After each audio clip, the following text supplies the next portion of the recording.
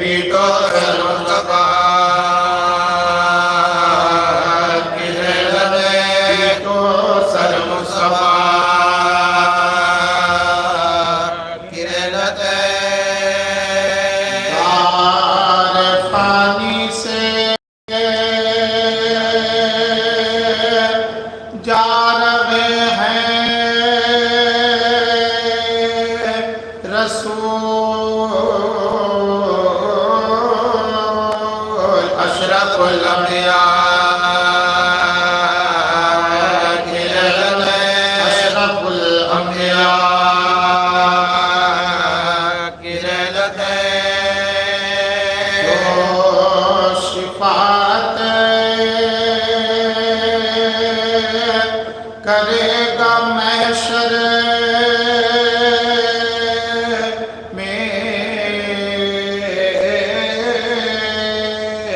शफीउल वरा की रहमत शफीउल वरा की रहमत से फटता है फातिमा का जिगर सैयदुल अंबिया की रहमत सैयदुल अंबिया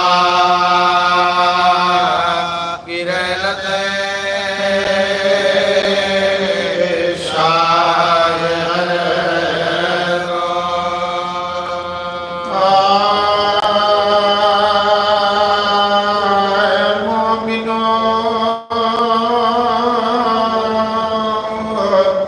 यसरब में अजब नौगरी है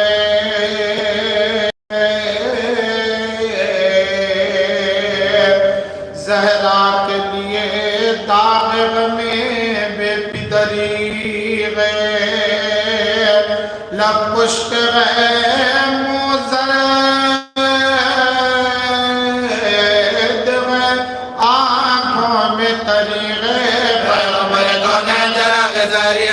पैगंबर कौन है जराग़-ए-ज़ारी है होते हैं जुदा खैर बशर खैरो निसा से खुदा छोड़ेंगे उधर से खुदा छोड़ेंगे उधर से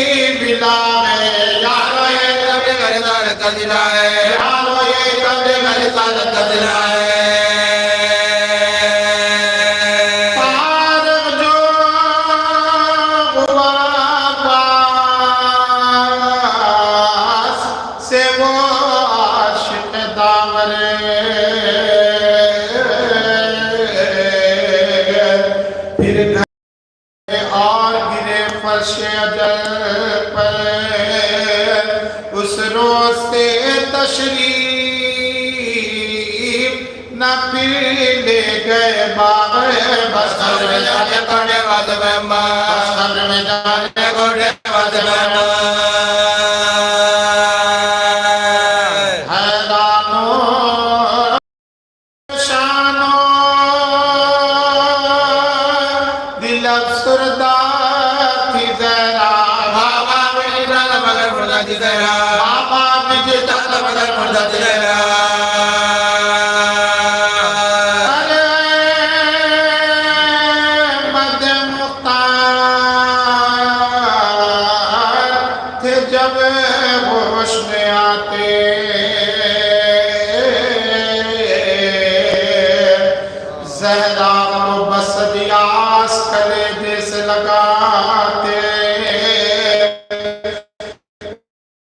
प्यार से ये दोनों नवासों को सुनाते मैं अच्छा हूँ तुम किस लिए खाना नहीं खाते वो कहते थे क्या तमन्नाए गिज़ा हो अल्लाह करे जल्द गई तुमको जिबाओ अल्लाह करे जल्द गई तुमको जिबाओ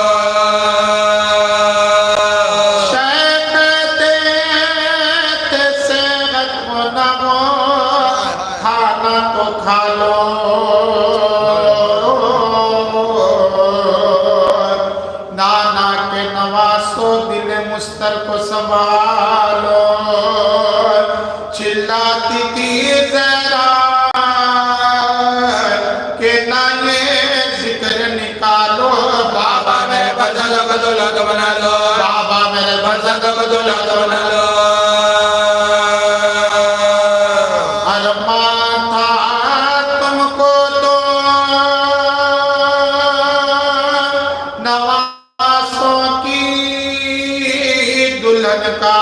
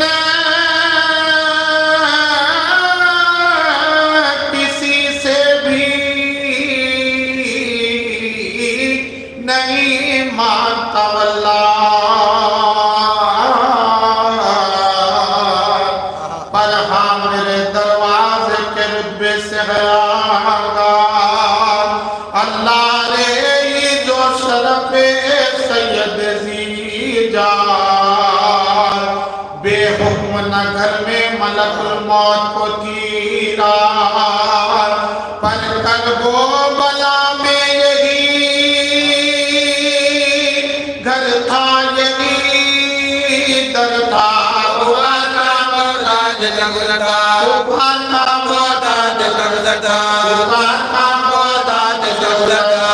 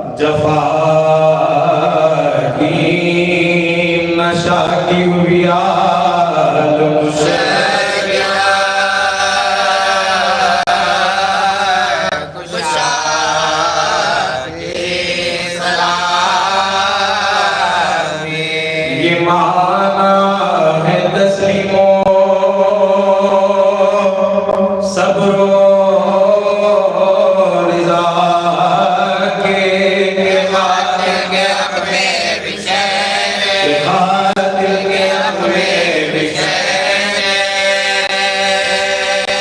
छूटी तबे मर्द फातिमा से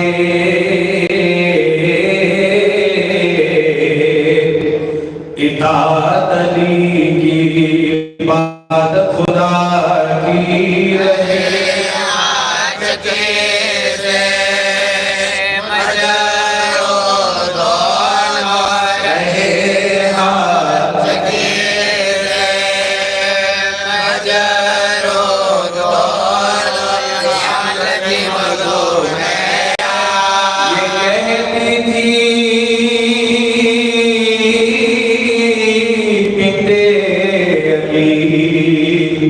वक्त गारा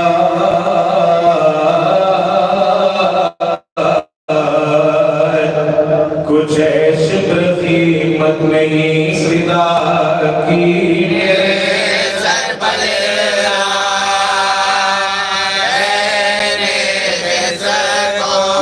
मेरे सर पर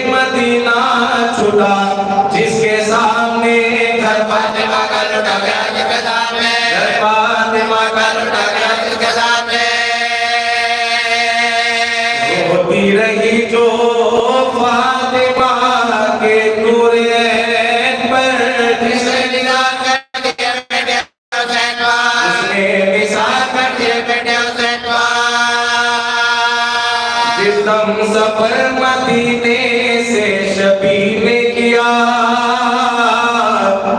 बीबी ने चार बेटों को भी तेरे रसूल पर जाने बतौल पाए ना भाई को भी जब करबला से शहर की सवारी रवा हुई, मदीना हो गया सोहरा उजड़ गई, सोहरा के पास रह गई उम्मुल बनी भी, बीमार गम की जीने की उम्मीद जो न थी, पेश नजर जो हुक्मे इमाम अनाम था, उम्मुल बनी को भी मजलूम बनी को खिदमत ज़ुमरा निकालता जिस दम सुना दिया के सुनाई बशीर ने छेदा दिलों को बरछी ने गर्दन को तीर ने गिरिया किया हरे कबीरो सगीर ने पूछा ये आके ज़ौज जनाबे अमीर ने जब खत्र फाते मांगे बिसर का हुआ बता अब्बास तेरा जिंदा था वक्त क्या बता अब्बास तेरा जिंदा था वक्त क्या बता अब्बास मेरा जिंदा था वक्त क्या बता रोकर बशीर कहने लगा तब बशूर से अब्बास पहले कत्ल हुए बाद में हुसैन काटा है शिमर ने सरे सुल्तान मशरक लूटा है जालिमों ने दिले फातिमा कचे गाजी के बाद लुट गया सब घर बतूल का हामी कोई राह नहीं तेरा सोला हामी कोई राह नहीं तेरा सोला हामी कोई राह नहीं तेरा सोला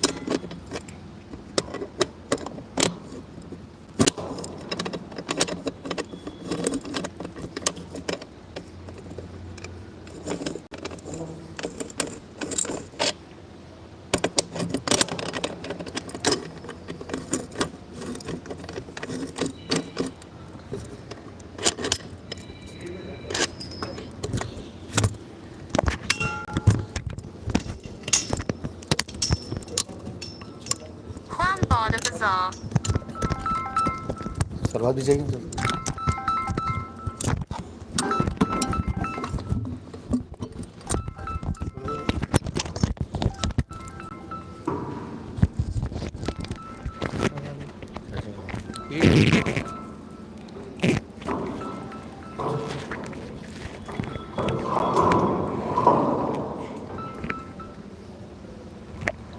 Salawat Muhammad wa ali Muhammad.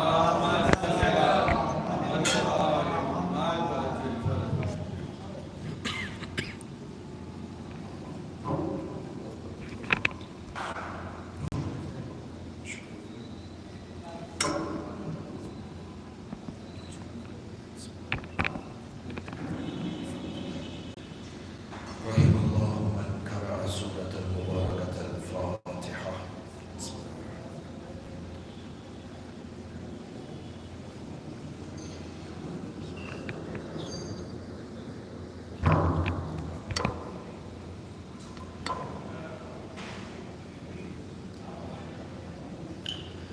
أعوذ بالله من الشيطان اللعين الرجيم. بسم الله الرحمن الرحيم. الحمد لله بارئ الخلائق أجمعين، باعث الأنبياء والمرسلين، ثم الصلاة والسلام على أشرف الأنبياء، حبيب قلوبنا وشفيع ذنوبنا أبي القاسم محمد.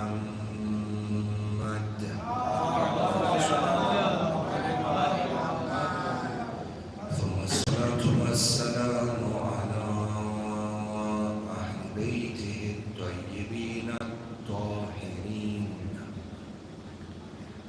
المعصومين المظلومين، لا سيما ولي الله وآية الله العظمى الحجة ابن الحسن صاحب الأمر والزمان، روحي وأرواح العالمين له الفداء، ولعنة الله على أعدائهم أجمعين من الأولين والآخرين إلى قيام يوم الدين. آمين رب العالمين. أما بعد، يقول الله تعالى في كتابه الحكيم: بسم الله الرحمن الرحيم. ومن يعظم شعائر الله فإنها من تقوى القلوب. صدق الله العلي العظيم وآمنا به. زينوا مجالسكم بذكر محمد وآل محمد. اللهم صل على محمد وآل محمد وعجل فرجه. Ahibbai, you find that upon the martyrdom of Rasulullah, upon the shahadat of Rasulullah, the doors of dhulm and oppression were opened upon Ali Muhammad in an unprecedented manner. And you find every one of the ma'soomeen upon the shahadat of Rasulullah, beginning with Siddiqat al-Tahira, all the way until our current Imam. Each and every one of our Imams, from Siddiqat al-Tahira to Imam al-Askari, not only were they subjects of persecution, but were eventually martyred by the Ummah. And hence the 12th Imam, it was from the Hikmah Ilahiyya Rabbul Jaleel decreed that as the Ummah oppressed and killed 11 of his selected Imams, then the 12th one will go into a ghaibah for an unknown period of time and shall reappear back to fill the earth with peace and justice in the same way that it has been filled with dhulm, with oppression and injustice.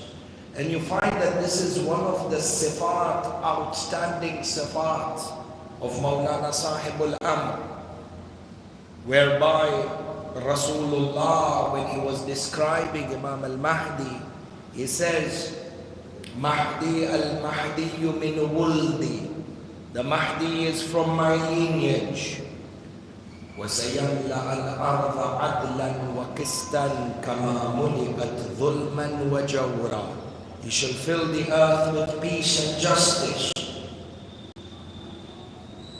كَمَا مُلِئَتْ ظُلْمًا وَجَوْرًا. In the same way that it has been filled with injustice and oppression. Over here, there are 2 points of contemplation. See, reading a hadith is one thing and understanding the hadith is something else. When Rasulullah says the mission of the 12th Imam is what? To fill the earth with peace and justice. Tamam, which means that the Imam, upon his reappearance, his mission is justice and peace mutlaq.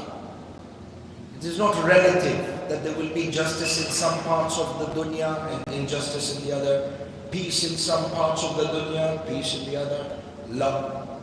Mutlaq, the highest order of peace and the highest order of justice and the highest order of tranquility that mankind has ever imagined comes through the establishment of a brand new civilization.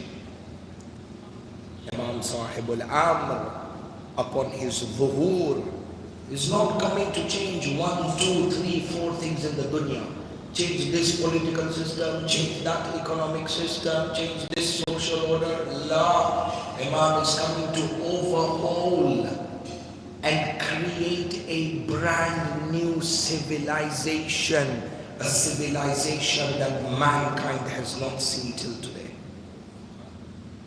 This civilization of the Ma'soom Imam is built on ilm. This in itself is a majlis on its own.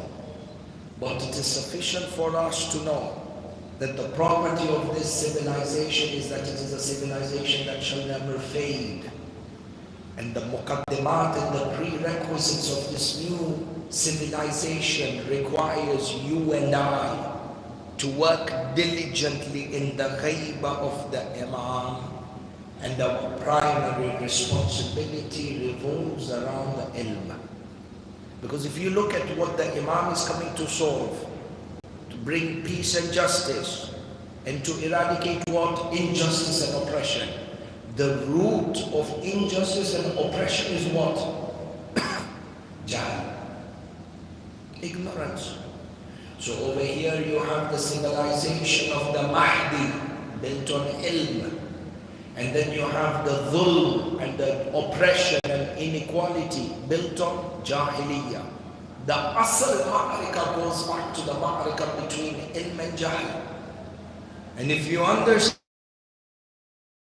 this responsibility where there is no compromise, there is no compromise in seeking ilm. Like the way there is no compromise when it comes to sawm, there is no compromise when it comes to seeking ilm. When I say no compromise, I mean in terms of wujub.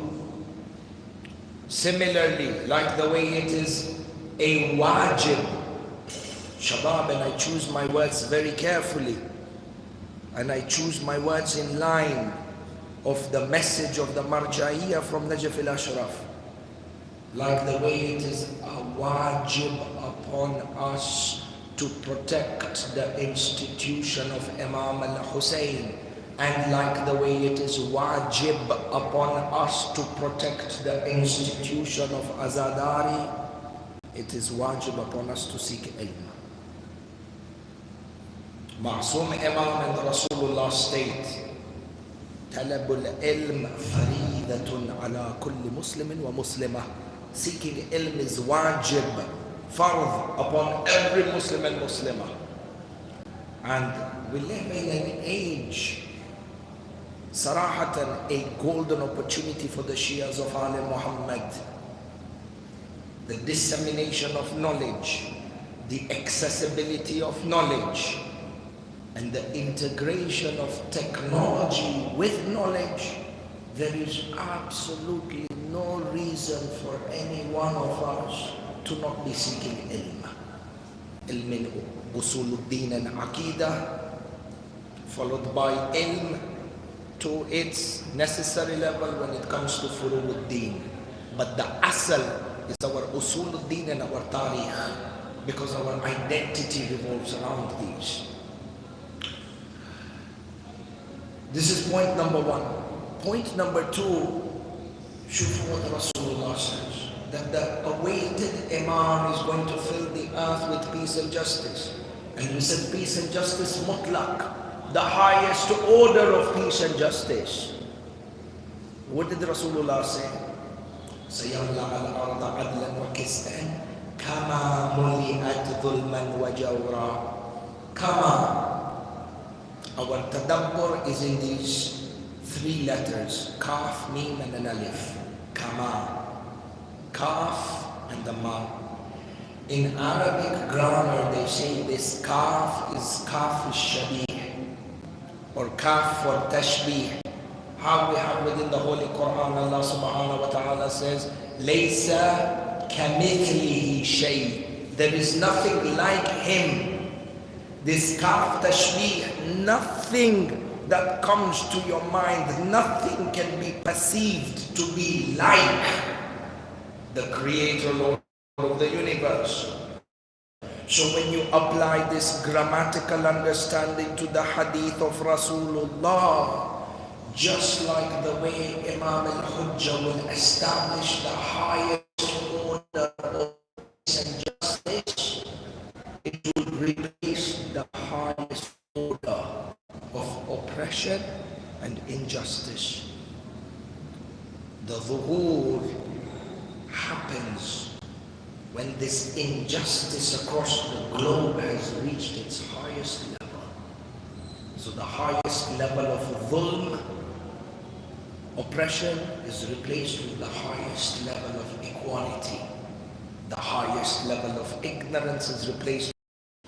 Seeking ilm and understanding our identity through history is absolute.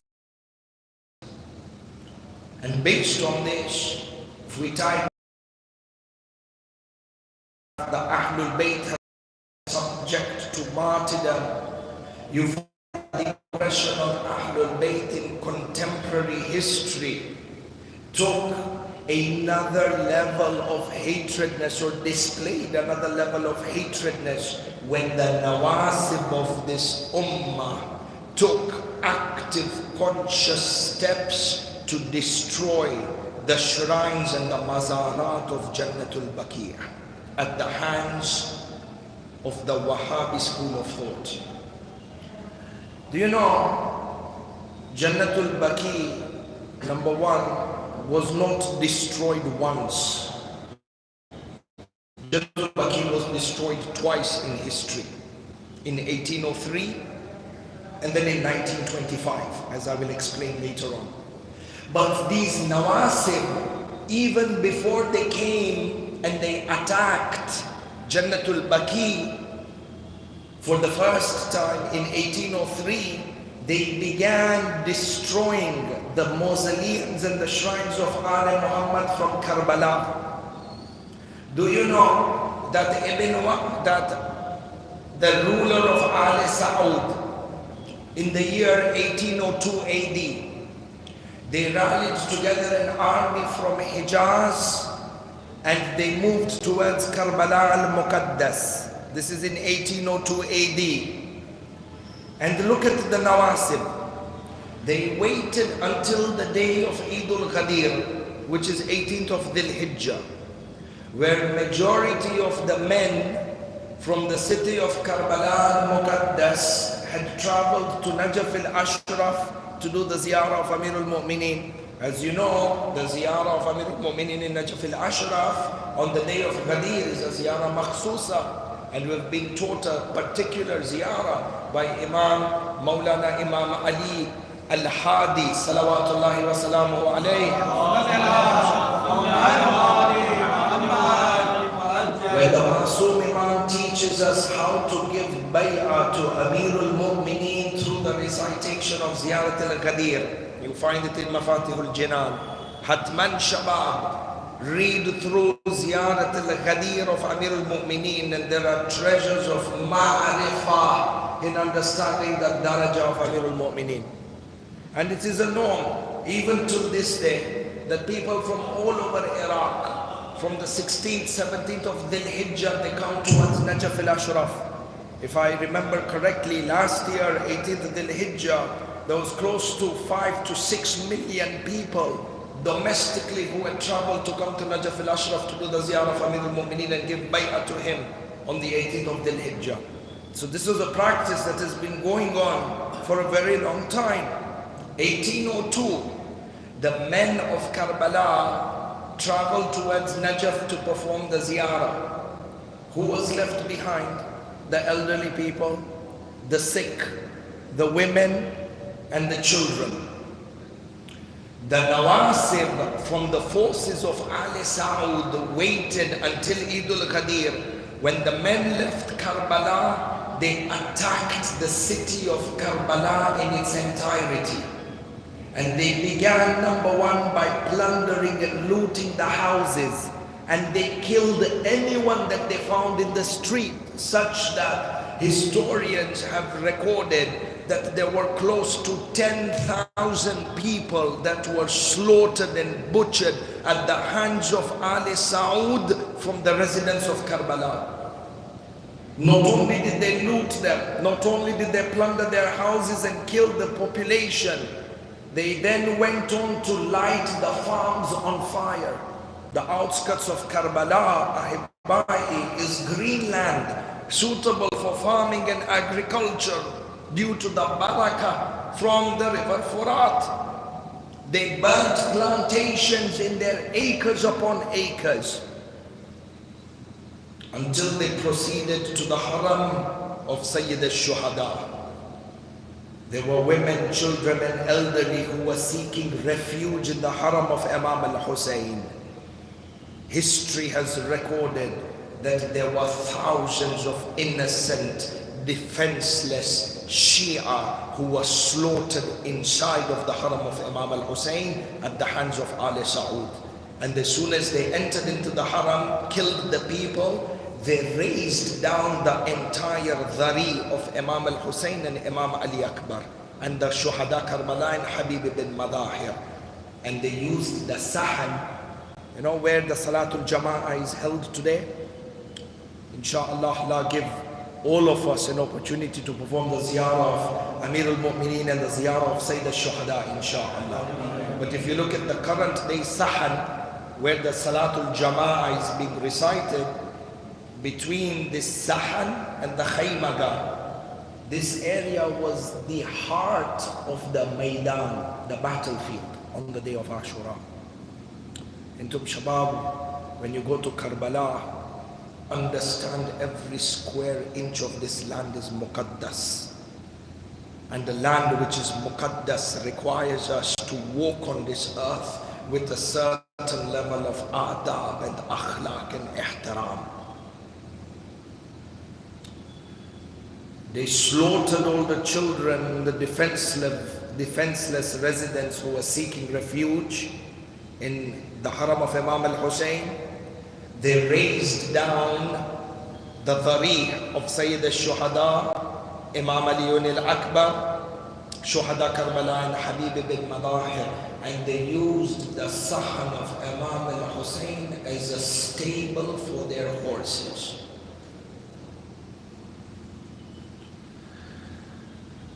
When they raised down the dhari of Imam al-Hussain, they then went to the haram of Abu al-Fadl al-Abbas. I read in a book of history written by Rashid Zumaizam, respectable, credible historian. When they reached the haram of Abu al-Fadl, they lit the dhari of Abu al-Fadl on fire.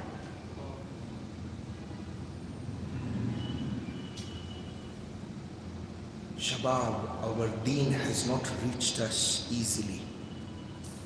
There has been sacrifice after sacrifice and dhulm after dhulm. And the religion that we have today has been reached to us by way of sacrifice. We need to acknowledge and appreciate. Having burnt down the Dhari of Abul Fadil and having destroyed the Dhari of Imam al-Hussain, the Nawasib then entered into the Dhari and they began plundering and looting the wealth that was inside of the Dhari of the two Imamain, Imam al-Hussain and Imam al-Abbas.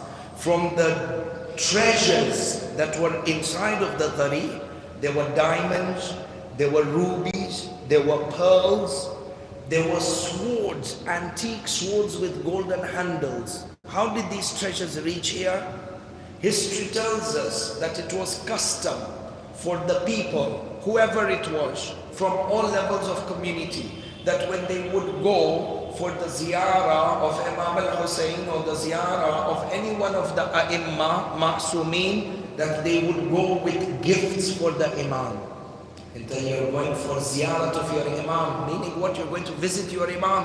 And we have in our Aqidah, Imam al-Sadiq teaches us that the Imam is even alive after death.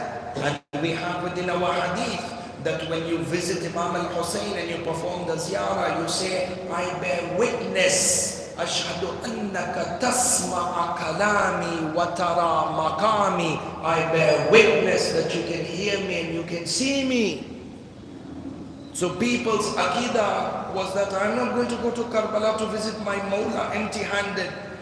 When you go to visit your Habib, when you go to visit somebody that you love, you go to their houses, generally we don't go empty-handed. As a token of love, you take a gift with you. And this is the Aqidah that the people carried within their hearts. That when they would go for ziyarah, they would take a gift.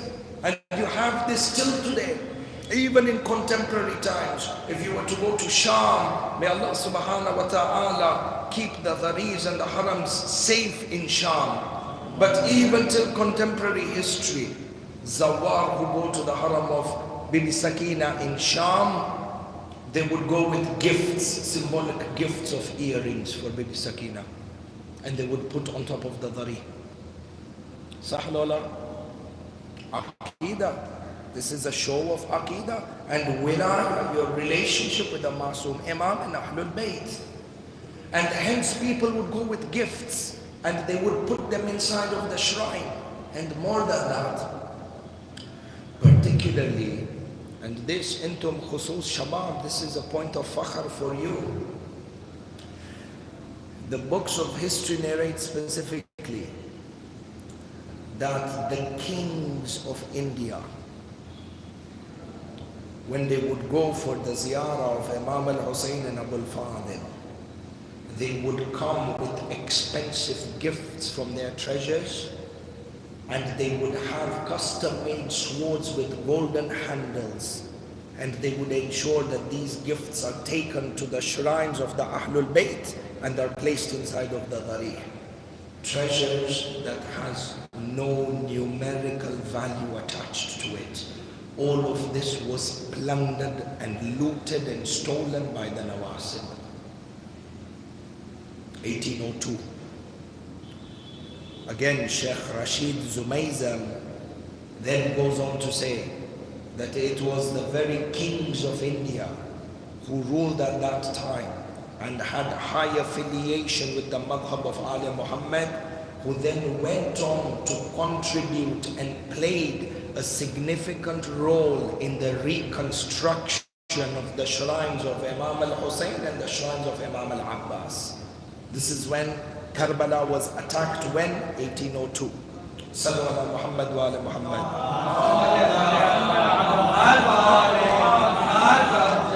So the attack began from Karbala. In 1803, this same group from Ali Saud, then having attacked Karbala, made ways towards the city of Makkah al-Mukarramah. Historians say in 1803, they placed Makkah under siege for a period of 2 months. Nobody was allowed to leave the city. Nobody was able to come into the city. No food supplies coming into the city. No clean water coming into the city. In fact, within their own books of history, published inside of Arabia, you have a text by the title Tarikh Mamlakat Al Saud, the history of the kingdom of Al Saud. They don't even hide this. They have mentioned that when they placed Makkah under siege, the residents of Makkah were forced to drink salty water. And number two, there were no more dogs and cats, ajalakumullah, that remained in Makkah after those 2 months. Why? Because the people were forced to eat dogs and cats to remain alive. After 2 months of siege, Al Saud took over Makkah. Look at this. They performed Hajj.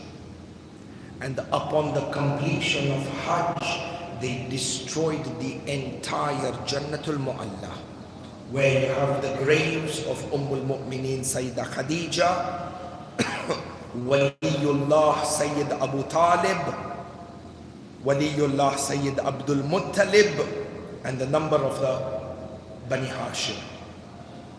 Having destroyed Jannatul Mu'alla in Makkah, they then made their way towards Medina, and they destroyed Janantul Baqi for the first time in 1803 AD. It is only then in 1818,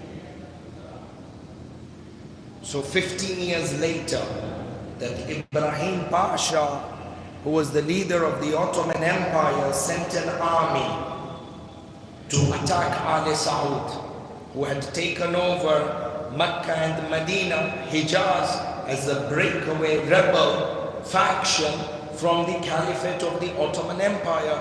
And I must say this, when I say Caliphate of the Ottoman Empire, according to their definition, because according to the Shia Ithna Ashari, there is no legitimate empire other than the empire of Ali Muhammad. Ibrahim Pasha sends an army to Mecca and Medina in 1818. A battle breaks out. Al Saud is defeated and sent into exile, and some sort of nidam, some sort of law and order is restored, and Janantul Baqi was gradually, and Jannatul Mu'alla was gradually rebuilt. Therefore, the pictures that you see of Jannatul Baqi now are the pictures of how the Jannatul Baqi Darih and shrines were rebuilt after the first destruction. Tamam. The nature of the Nawasib is such that their thirst for the hatred of Ali Muhammad is never quenched. Their hatred for Ali Muhammad is continuous. And the traces of this hatred we also saw when they destroyed the shrine of Imam Hasan al-Askari and the shrine of Imam Ali al-Hadi. Shabab, these are aspects of history we cannot forget. And it is incumbent upon us, if we don't have, that we have Majalis to commemorate the destruction of Samarra, just like the way we have Majalis for Jannatul Baqi Ahibai. 1818, Ibrahim Pasha exiles Al Saud. Al Saud then returned back to Hijaz in the year 1925 or 1924. When they returned back in 1924, there is enough historical evidence. In fact, there is outstanding evidence from unclassified documents that Al Saud had the backing of foreign powers within the region to revolt against the Ottoman Empire. Not that we are here to defend the Ottoman Empire, but they came in with the backing of foreign powers. So until you understand what type of forces were working behind the destruction of Jannatul Baqi.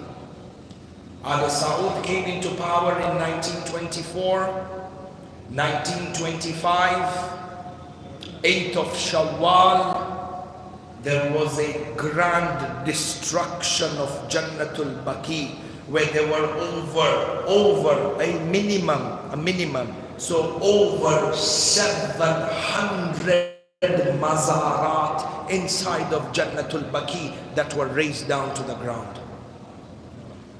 And from 1925 until the current day, there are more than 10,000 historical sites that have been destroyed by Al Saud systematically.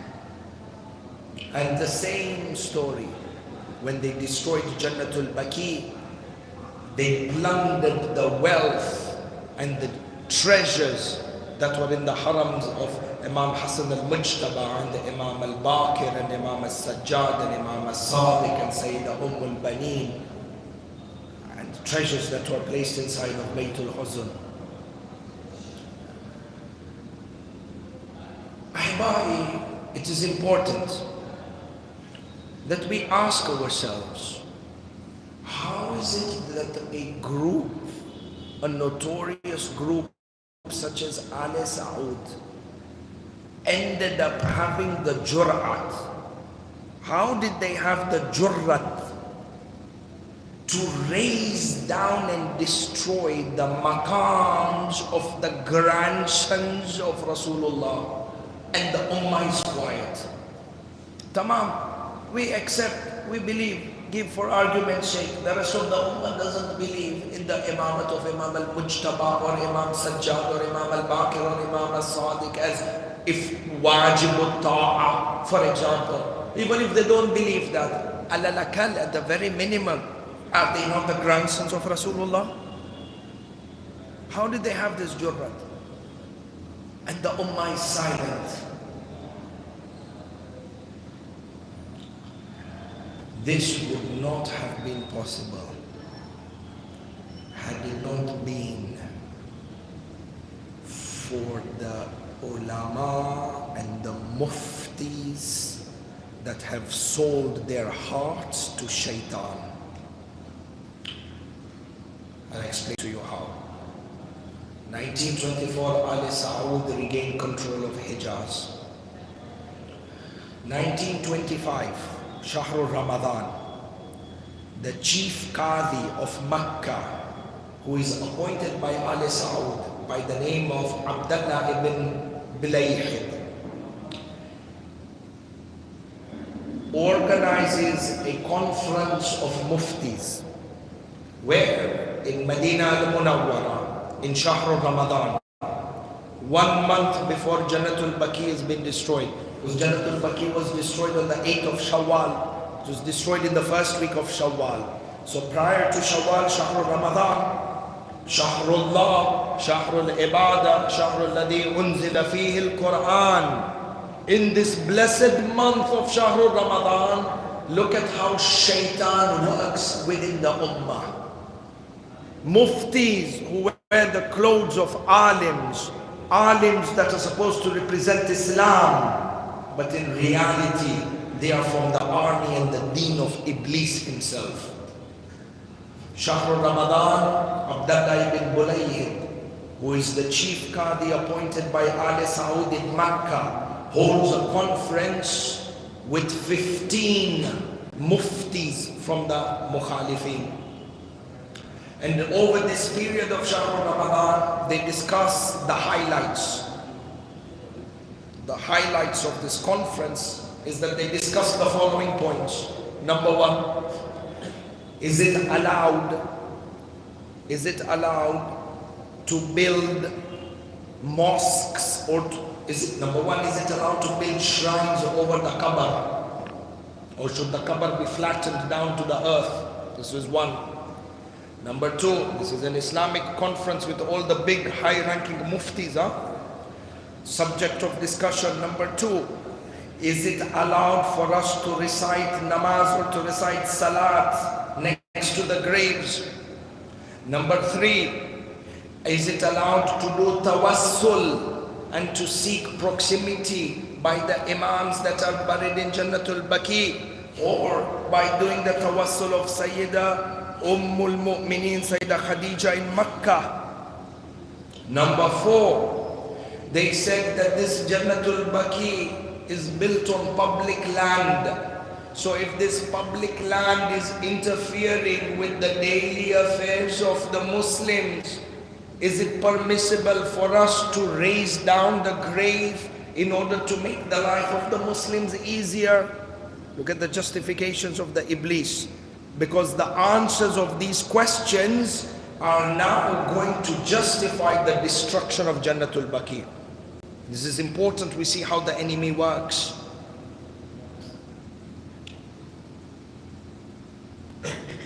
And finally, if all the following things are haram, is it wajib upon us to destroy the shrines or no? Shahr Ramadan, Abdullah ibn Bulayhid, together with 15 muftis of Hijaz, sat, discussed these issues, deliberated over these issues, and they decided to implement the fatwa of 3 ulama, so-called ulama of shaitan, Ibn Taymiyyah, Ibn Wahab, and Ibn Qayyum al-Jawzi. 3 who claim that tawassul is shirk and all these things are haram. They left the fatwas of all the other madhabs, from the Hanafis and the Shafi'is and the big part of the Hanbalis as well. In fact, in last night's majlis we showed you references from the Hanafi and the Shafi'i school of thought when it came to tawassul. 15 muftis who sold their deen and their dhamir to Iblis signed the fatwa that the destruction of Janantul Baqi is wajib. The minute this fatwa was signed at the end of Shahr Ramadan, 1 week later, equipment was brought in and Janantul Baqi was flattened down to the earth. This is a lesson for me, and I say this to myself before I say it to anybody. Hadith is Sharif by the Ma'soom Imam.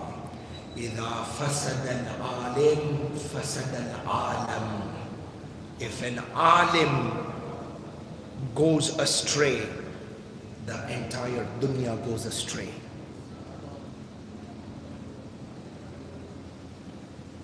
This is not something new. Al-Qawm Abna'ul Qawm.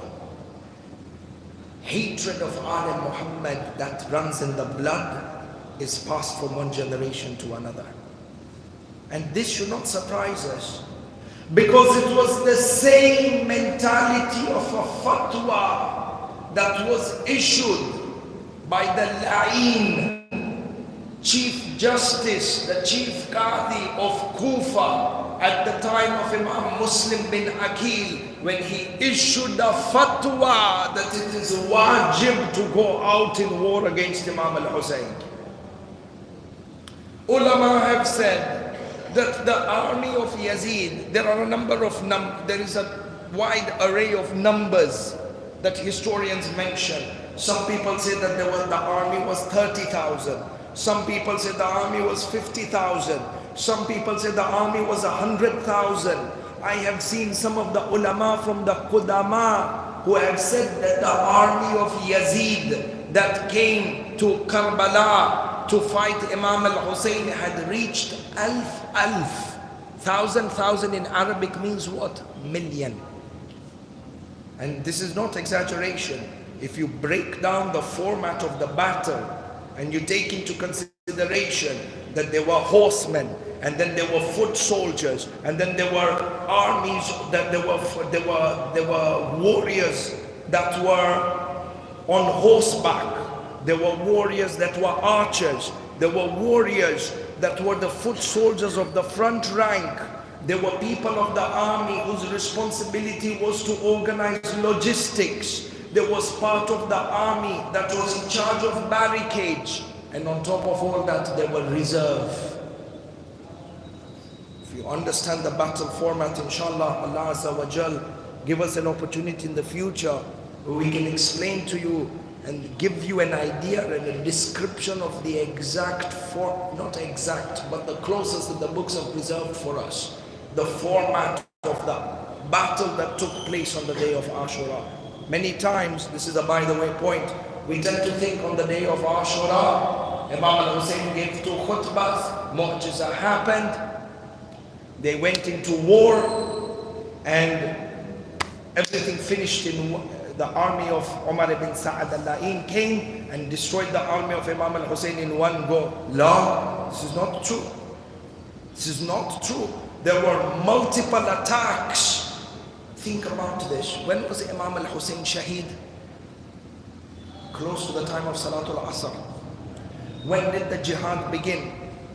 During the time of Tulu'u Shams, the rising of the sun, because after Salatul Fajr, where Imam Ali Akbar recited the Adhan, they recited Salatul Fajr. Imam al-Hussein gave 2 khutbahs, Zuhair ibn al-Kain gave a khutbah, Burair gave a khutbah, Imam al-Hussein performed a number of mu'jizat, and then after that the jihad began. So in the early part after sunrise, from sunrise until the time of Asr, a minimum of 8 to 10 hours. If you take the minimum number, 30,000 men could not defeat 72. What type of jihad is this?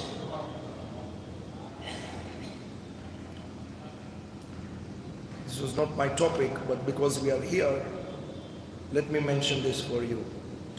And this is a principle used in history, and particularly when it comes to recording history of war.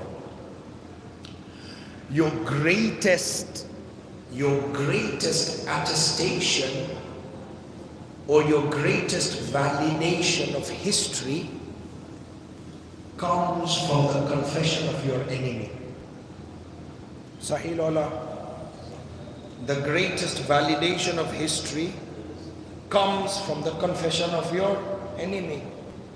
We have texts from the Maqtal where at one point on the day of Ashura, Shimr al-La'in goes to Umar ibn Sa'ad al-La'in and he says to him, can you not see how these 72 men have destroyed the entire left rank of my army?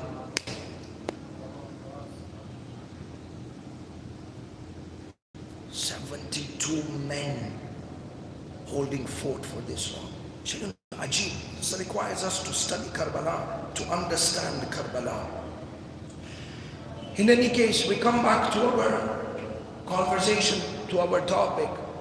How is it that the minimum of 30,000 men, in fact Imam As-Sajjad says 30,000 men attacked or came to fight and wage war against my father, seeking proximity towards Allah.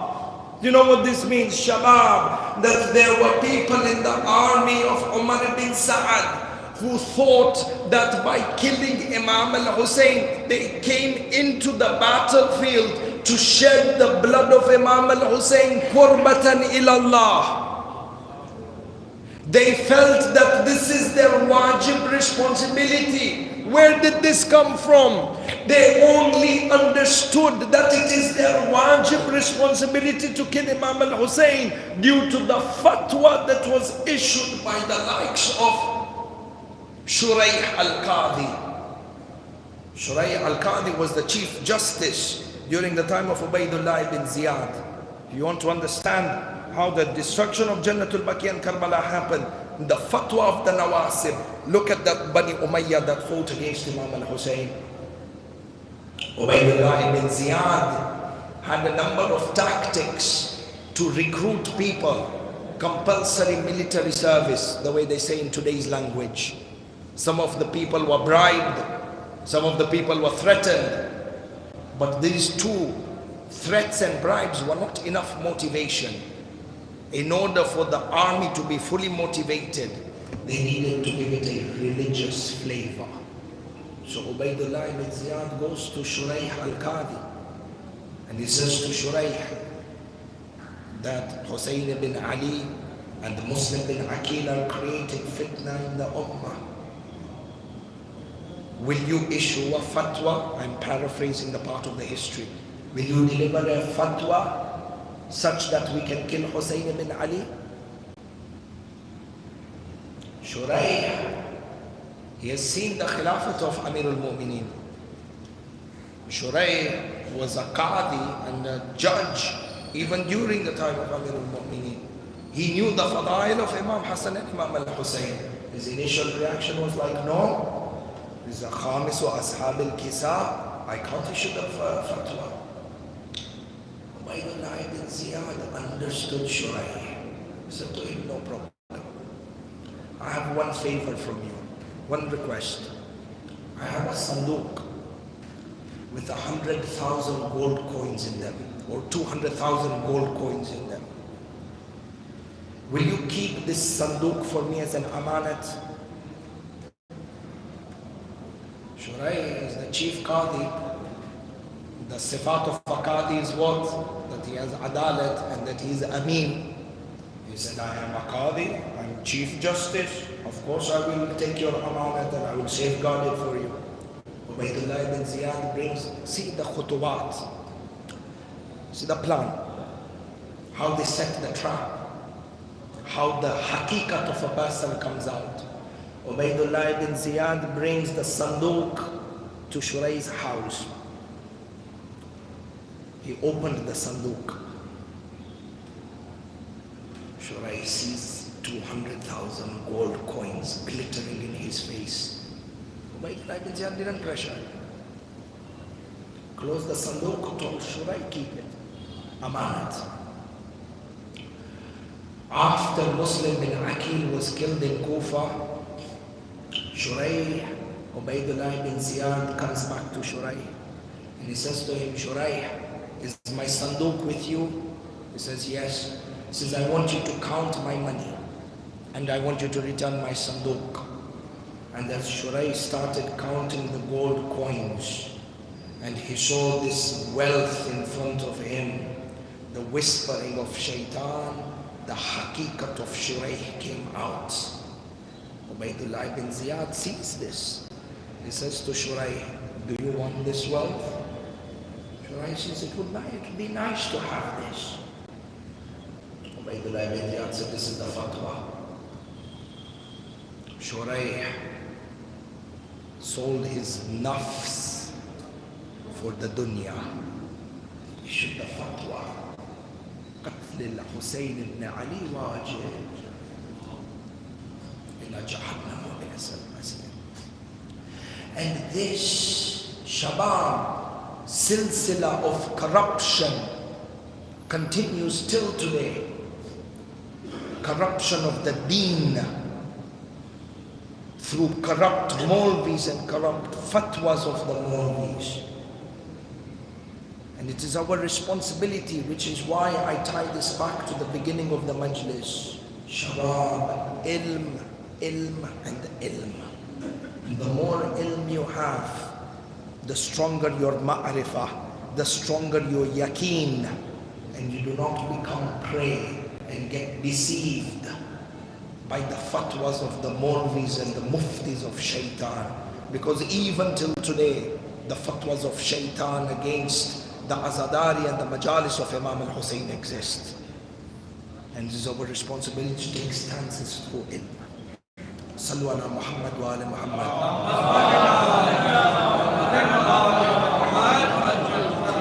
Shabab, I know today was a very difficult day. Hyderabad, it's been raining, electricity has been cut out, and truly it's been difficult to come to the Bargah. I pray from the bottom of my heart, bihaq Amir al-Mu'mineen and bihaq Sayyidah al-Baneen and the Imams of Janantul Baqi, all of you who have taken the trouble to come to the Imam Bargah to honor the Majalis of Janantul Baqi. Insha'Allah, as you are sitting on this Farsha Azah, may Amir al-Mu'mineen and Siddiqat al-Tahira fulfill all your hajat, insha'Allah. Protect you from every su and balah and give you happiness in the dunya as well as the akhirah. All of this with the barakat of salawat ala Muhammad wa ala Muhammad.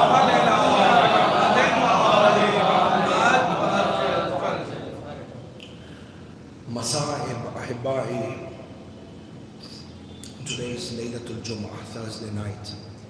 Thursday night is for the Masa'ib of Imam al-Hussain.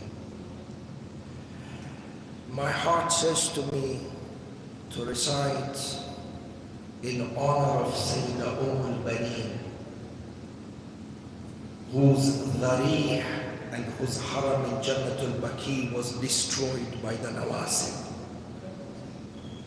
Today it is our responsibility that as Shias of Muhammad, as Muslims, we should be able to go to the qabr of Sayyidah al-Baneen, and we should be able to do her ziyarah.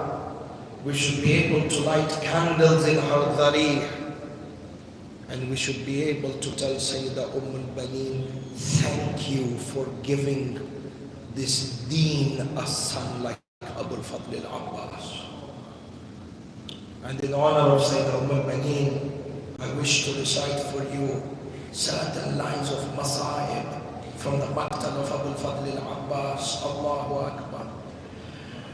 The narrations mention that when Muhammad, Imam Zainul Abidin, and Sayyidah Zainab al-Kubra, Kulthum, and the remaining women from Bani Hashim returned back to Medina in the beginning of Rabiul Awwal after Arba'in. An announcement was made that the family of Muhammad is coming back. Sayyidah al-Baneen went running and she asked, what is the news of my master, Aba Abdullah? The Rabi says, I said to al-Baneen, condolences to you on the shahadat of your son Abdullah. Sayyidah al-Baneen says, I'm not asking about my son. Tell me about my Mawla, Aba Abdullah. Allahu Akbar. The Rabi then says to her, Ya al-Baneen, A'adam Allah laki al-ajra ala shahadati wa bi shahadati ibnik al-Abbas. Ya al-Baneen, A'adam Allah laki al-ajra on the shahada of your son Abul Fadl al-Abbas. When Sayyidah al-Baneen heard this, tears were rolling down her eyes. She says, I didn't ask about my son Abbas. Tell me about my master Aba Abdullah. The Rabi says to her, Ya al-Baneen, as for your Mawla Aba Abdullah, he was slaughtered thirsty on the plains of Karbala. They trampled on the body of Hussain. Ya al-Baneen, they lifted the head of Abu Abdullah on a spear. When Sayyidah al-Baneen heard this, she fell down into the ground and she cried out, Wa Hussaina. The women of Bani Hashim would come and they would give condolences to al-Baneen. Sayyidah Zainab says to al-Baneen, O mother al-Baneen, know that the enemies could not attack Hussain so long as Abul Fadl al-Abbas was there. Let us tell you, the poet says to Baneen, let me describe to you, Ya Baneen, the jihad of your son Abul Fadl al-Abbas. This is the son that you raised to be a khadim of Aba Abdullah. Ya Baneen, when Abul Fadl held the alam and he conquered the river Furat, he lifted the water, but Ya Baneen, Abbas did not drink from the water, knowing that Hussain is thirsty. Ya Baneen, the jihad of Abul Fadl al-Abbas, the jihad was such that the enemies cut his right hand and they severed his left hand. Allah, do you know that when they severed the hands of Abul Fadl al-Abbas, there were arrows that were shot at him, and from these there were 3 arrows. The most painful of them, for an arrow struck the chest of Abul Fadl. Allah, the second arrow struck the eye of Abbas. They say that when something is going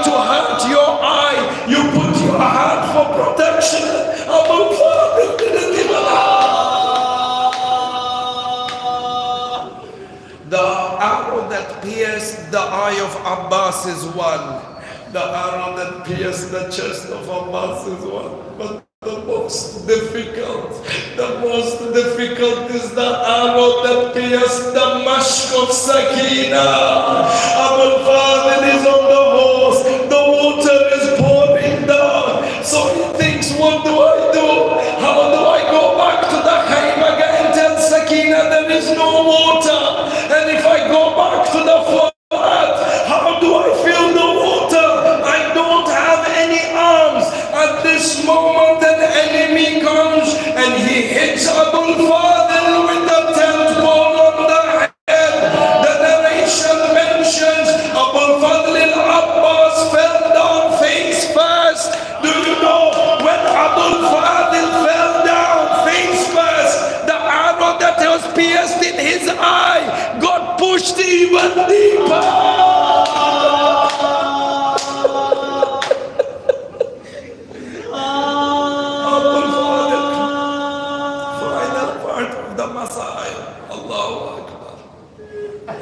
Abul Fadil fell down to the ground and he cried out, Alayka minni salam, Ya Sayyidi, Ya Aba Abdullah. When Imam al-Hussain heard the cry of Abul Fadil from the Khaymaga, he went running out into the Maidan. He put his hand on his back and he cried out, Al-An inkasara dahri. Now my back is broken. Imam al-Hussain, every 2 steps he ran, Mawla would fall down.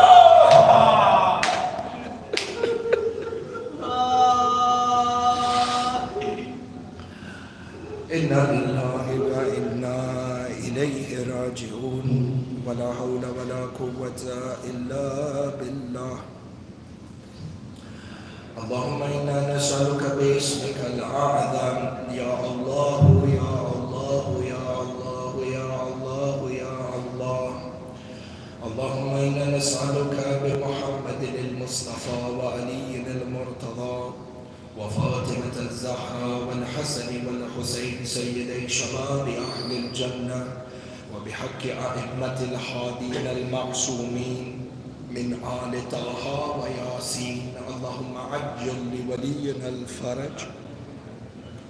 We pray to Allah subhanahu wa ta'ala by the sake of Ali Muhammad, and particularly by the wasila and by the sake of Mawlati Sayyida al-Baneen. Ya Allah, hasten the reappearance of Imam al-Hujjah. By the sake of al-Baneen, Ya Allah, show us the day where the dharis and the shrines of Janantul Baqi are built in the best of ways. Ya Allah, by the sake of al-Baneen, show us the day where there will be a dhari over the qabr of Sayyida al-Baneen and we can perform haziyara. By the sake of Sayyida al-Baneen, Ya Allah, Mu'mineen and Mu'minat who have come for this majlis and are on the Farsh Azad, those who are following online, bihaqqi Sayyida al-Baneen, fulfill the hajat of everyone who is part of this majlis. By the sake of Sayyida al-Baneen, Mu'mineen, Mu'minat who are in any sort of difficulty, by the sake of Sayyida al-Baneen, you make for them easy all their affairs. By the sake of Sayyida al-Baneen, those Mu'mineen, Mu'minat who are not in the best of health, you grant them shafa'ah. By the sake of Sayyida al-Baneen, those marhumeen and marhumat who have passed away, you make their graves into a garden from the gardens of Jannah. By the sake of Sayyida al-Baneen, grant us the tawfiq to perform the ziyarat of Ali Muhammad, to die with their wilayah, and to drink from the pond of Kawthar on the day of judgment.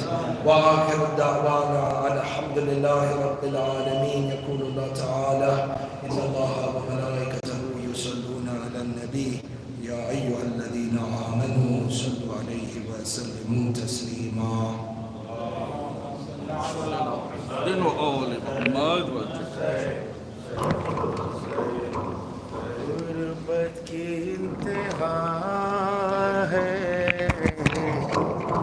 ना साया ना रिदा है, ज़हरा तेरी लहद पर गुर्बत की इंतहा है, ना साया नारिदा है ज़फ़रा तेरी लहद पर। चंद पत्थरों ने मिलकर महनूर लिख दिया है ज़हरा तेरी लहद पर। गुर्बत की इंतहा है ना साया ना रिदा है ज़हरा तेरी लहद पर। पहले सितम ये ढाया पहलों पदर गिराया मोहसिन को मार डाला अब जुल्म हो रहा है ज़हरा तेरी लहद पर। गुर्बत की इंतहा है ना साया ना रिदा है ज़हरा तेरी लहद पर। मौला का है ये आलम आंखें हुई है पूर्णम। मौला का है ये आलम आंखें हुई है पूर्णम। धड़कन है महवे मातम दिल खून रो रहा है ज़हरा तेरी लहद पर। गुर्बत की इंतहा है ना साया ना रिदा है ज़हरा तेरी लहद पर। था तुझसे कैसा रोज़ा भी तेरा ढाया था तुझसे कैसा रोज़ा भी तेरा ढाया। महफूल है ना साया गुर्बत की इंतहा है ज़हरा तेरी लहद पर। गुर्बत की इंतहा है ना साया ना रिदा है ज़हरा तेरी लहद पर। जिंदान की घुटन से हर लाश में कफन से जिंदान की घुटन से हर लाश में कफन से आबिद ने जो संभाला वो आंसू गिर पड़ा है ज़हरा तेरी लहद पर। गुर्बत की इंतहा है ना साया ना रिदा है ज़हरा तेरी लहद पर। तीरों बड़ी खबर थी ज़ख्मी कोई रिदाय थी। तीरों बड़ी खबर थी ज़ख्मी कोई रिदाय थी। जो शाम से बचा था ज़ैनब ने रख दिया है ज़हरा तेरी लहद पर। गुर्बत की इंतहा है ना साया ना रिदा है ज़हरा तेरी लहद पर। गुर्बत की इंतहा है ना साया ना रिदा है ज़हरा तेरी लहद पर। हुसैन हुसैन हुसैन याली याली अब्बास अब्बास। अस्सलाम वालेकुम या अबा अब्दुल्लाह, अस्सलाम वालेकुम इब्न रसूलिल्लाह, अस्सलाम वालेकुम इब्न अमीर अल-मोमिनीन, अस्सलाम वालेकुम इब्न फातिमा ज़हरा, अस्सलाम वालेकुम इब्न खदीजतुल कुबरा, अस्सलाम वालेकुम अबुल फज़ल अब्बास इब्न अमीर अल-मोमिनीन, अस्सलाम वालेकुम सारे शुहदाए करबला अलैहिमुस्सलाम, अस्सलाम वालेकुम व रहमतुल्लाहि व बरकातुहू, अस्सलाम वालेकुम या गरीब अल गुरबा, अस्सलाम वालेकुम या ज़ुल्फ़ाइल फ़ुक़रा, सुल्तान या अबुल हसन या इब्न मुसाहिब रज़ा, अस्सलाम वालेकुम व रहमतुल्लाहि व बरकातुहू। अस्सलाम वालेकुम साहिब अल-असर व ज़मान, अस्सलाम वालेकुम शरीक अल-कुरान, अजलल्लाहु ताला फरज, व सल्लल्लाहु ताला मखरज, व ज़हूर, या नूर अल्लाह या हुज्जत। अस्सलाम वालेकुम व रहमतुल्लाहि व बरकातहू। अल्लाहुम्मा सल्लि अला मुहम्मदिन व अला मुहम्मद।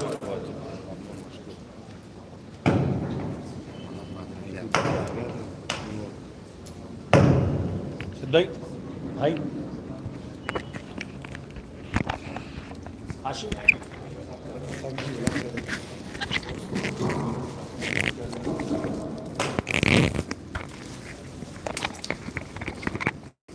हर तमाम मुमिनीन से एक ऐलान करना गुज़ार है।